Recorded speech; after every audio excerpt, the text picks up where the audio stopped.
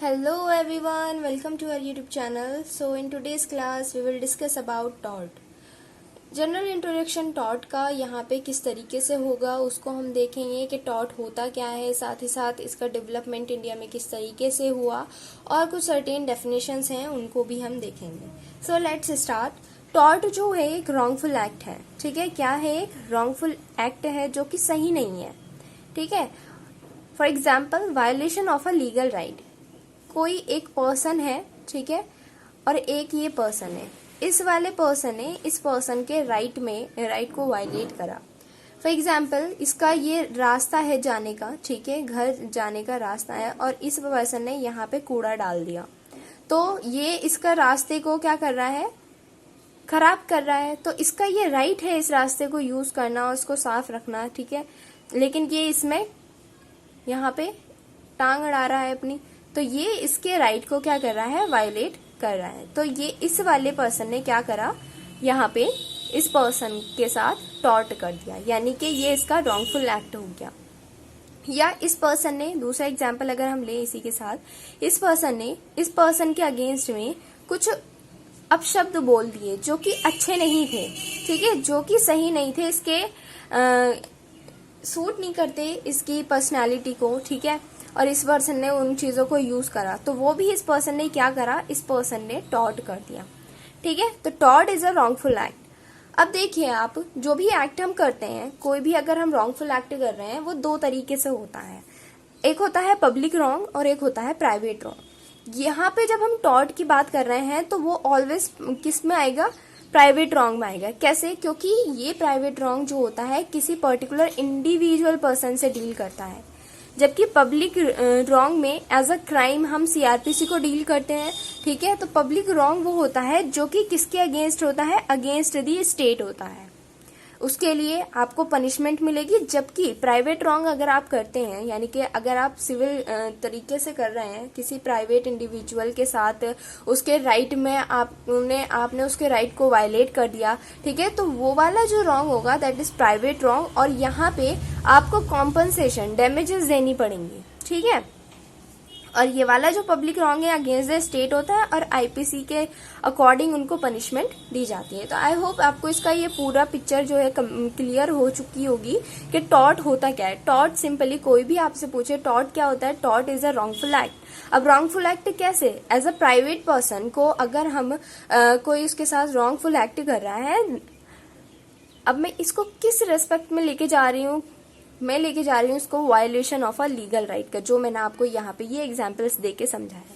ठीक है, देखिए, टॉर्ट जो है वो पूरी तरीके से ना तो ब्रीच ऑफ कॉन्ट्रैक्ट है, ना ही ये ब्रीच ऑफ ट्रस्ट में आता है. डेफिनेशन इसकी अगर हम देखें, a tort is a civil wrong which is not exclusively a breach of contract and breach of trust. आगे बात समझ में कि ये एक सिविल रॉन्ग होता है और ये डायरेक्टली ना तो ब्रीच ऑफ कॉन्ट्रैक्ट से ओरिजिन हुआ इसका, ना ही ये ब्रीच ऑफ ट्रस्ट में आता है. ठीक है, दोनों ही चीजों की यहाँ पे थोड़ी थोड़ी चीजें आ जाती हैं. एलिमेंट्स क्या होते हैं टॉर्ट के?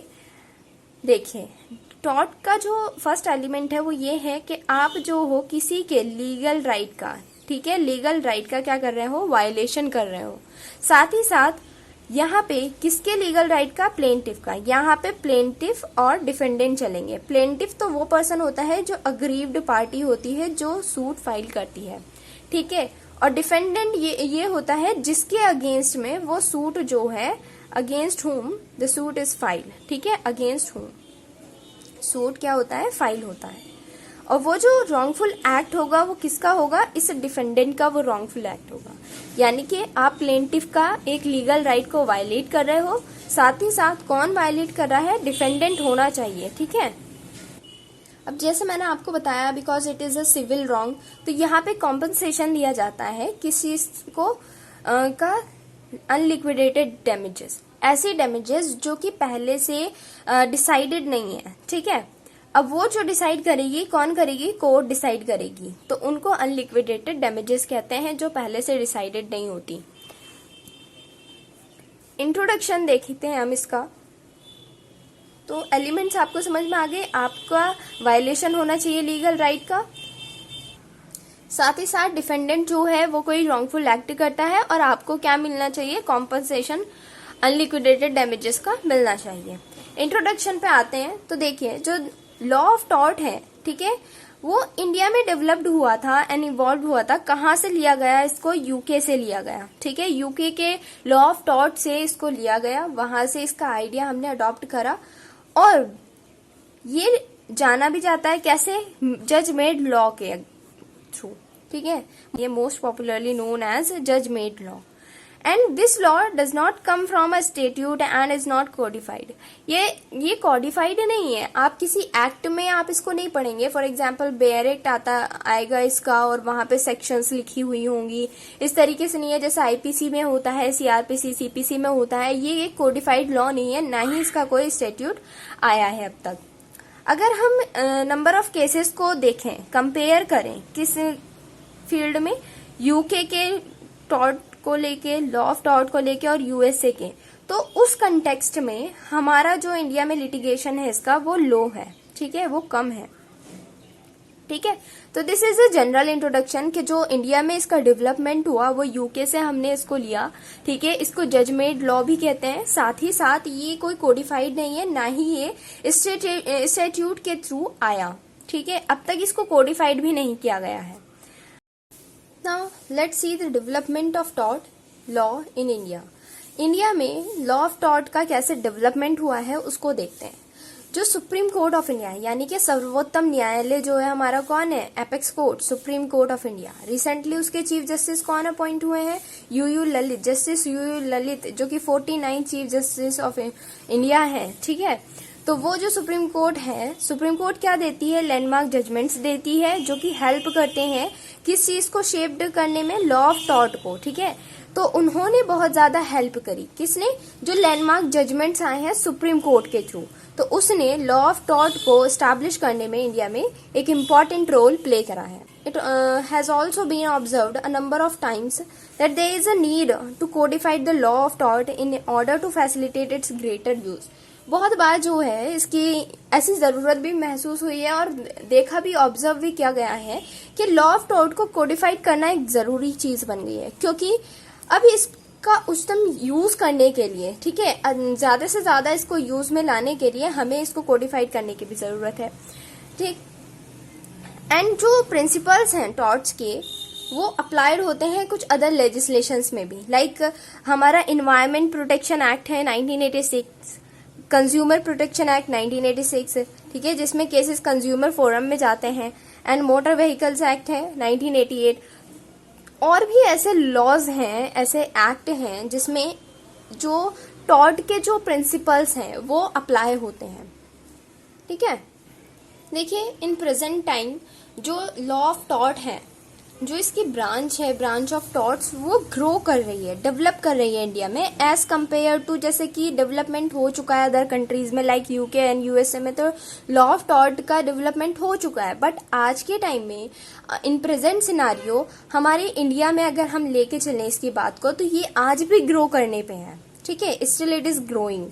नाउ टॉर्ट का जो वर्ड है वो ड्राइव होता है एक लैटिन वर्ड से, टॉर्टम, ठीक है, जिसका मतलब होता है टू ट्विस्ट। क्या मतलब होता है? टू ट्विस्ट मीन्स, इसको इस तरीके से लीजिए आप कि कोई एक चीज है वो बिल्कुल सीधी नहीं है, स्ट्रेट फॉरवर्ड नहीं है, बिल्कुल आप उसको ऐसा नहीं कह सकते कि ये बहुत ही सीधी लाइन में है, ठीक है, दैट इज नॉट स्ट्रेट, कि वो बिल्कुल सीधी नहीं है, यानी कि उसमें कुछ ना कुछ उस एक्ट में टेढ़ी चीजें हैं, घुमा फिरा के चीजें दी हुई हैं, तो वो क्या होगा? टॉर्ट होगा। That means tort refers to the conduct which is twisted or something that is not straight, जिसमें कुछ ना कुछ ट्विस्टेड हो। फॉर एग्जाम्पल मूवीज होती हैं, ठीक है, वहां पे हम कहते हैं कि अब ट्विस्ट आने वाला है, अब देखना कैसे इसकी पूरी जो स्टोरी है वो ही चेंज हो जाएगी यहाँ से, तो वो वाला जो पॉइंट है यहाँ पे भी आप उससे कनेक्ट कर सकते हो उस चीज को।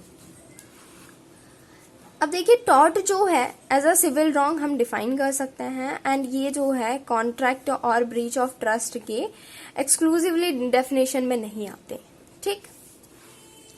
टॉर्ट को सिंपल टर्म्स में अगर हम डिफाइन करें as a wrongful conduct of the defendant, defendant का कोई ऐसा रॉन्गफुल कंडक्ट जो कि वायलेशन करता है किसी अदर पर्सन का यानी कि प्लेंटिफ के लीगल राइट का वायलेशन करता है and which is usually redressable. Redressable means होता है कॉम्पनसेशन, ठीक है, और उसको जो डिफेंडेंट है उसको कंपनसेट करना पड़ता है by a claim of unliquidated damages के थ्रू, ठीक है। तो this is the development of law of tort in India. Let's see the definition portion of law of tort. According to Salmond के अकॉर्डिंग टॉर्ट जो है एक civil wrong है for which the remedy is a common law action for unliquidated damages and which is not exclusively the breach of contract or breach of a trust or other merely equitable obligation। ये चीज हम पहले पढ़ चुके हैं। ये एक civil wrong है और इसकी जो रेमेडी है आप क्लेम कर सकते हो अनलिक्विडेटेड डैमेजेस के लिए। ये पूरी तरह जो ब्रीच ऑफ कॉन्ट्रैक्ट है और ब्रीच ऑफ ट्रस्ट में नहीं आता है, ठीक। विनफील्ड के according tortious liability arises from the breach of a duty primarily fixed by the law, ठीक है। टॉर्शियस लाइबिलिटी जो कि किसी भी ड्यूटी का अगर हम ब्रीच कर रहे हैं वहां से अराइज होती है, साथ ही साथ वो जो ड्यूटी है वो लॉ के द्वारा फिक्स्ड की हुई होनी चाहिए। This duty is towards persons generally and its breach is redressable by an action for unliquidated damages. और ये जो ड्यूटी है किसी दूसरे पर्सन का आप जो राइट को वायलेट करेंगे जब आप अपनी ड्यूटी को सही से नहीं निभा रहे, तो इसका मतलब तो ये है कि आप किसी ना किसी पर्सन के राइट में इंटरवीन कर रहे हो, ठीक है, और इसके लिए आपको अनलिक्विडेटेड डैमेजेस तो पे करनी पड़ेंगी। This is a compensation.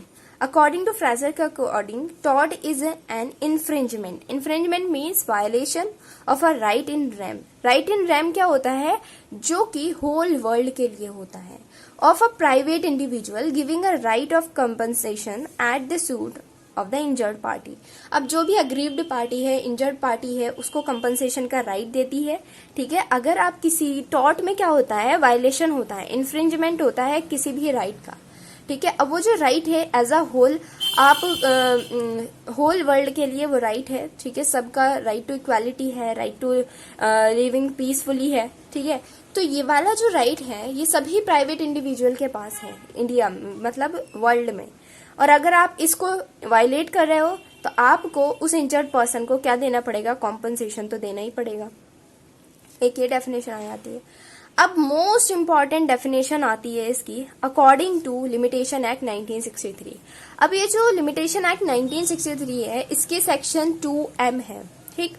2M क्या कहती है, according to section 2M of the limitation act 1963 tort means a civil wrong. क्या है ये, एक सिविल रॉन्ग है which is not exclusively a breach of contract and a breach of trust. बहुत simple definitions हैं, आप इसको अगर अपने आंसर में लिखोगे तो आपका जो आंसर का जो भी मैटर है, ठीक है, वो इनहेंस करेगी ये चीज। So guys this is our lecture for today's. Next video में हम देखेंगे कि क्या ये लॉ, इसका नेचर क्या है, लॉ ऑफ टॉर्ट है या फिर लॉ ऑफ टॉर्ट्स है। तो वहां पे कुछ थ्योरी है, पिजन हॉल थ्योरी है, उसको हम डिस्कस करेंगे। बस आज के लिए इतना काफ़ी है। Thank you so much for watching my videos and अगर अच्छी लग रही हैं तो इसको लाइक कीजिए, शेयर कीजिए एंड चैनल को सब्सक्राइब कीजिए।